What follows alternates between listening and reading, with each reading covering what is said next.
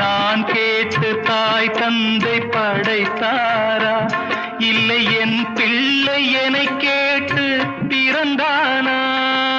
தெய்வம் செய்த பாவம் இது போடி தங்கச்சி, கொன்றால் பாவம் தின்றால் போச்சு இதுதான் என் கட்சி.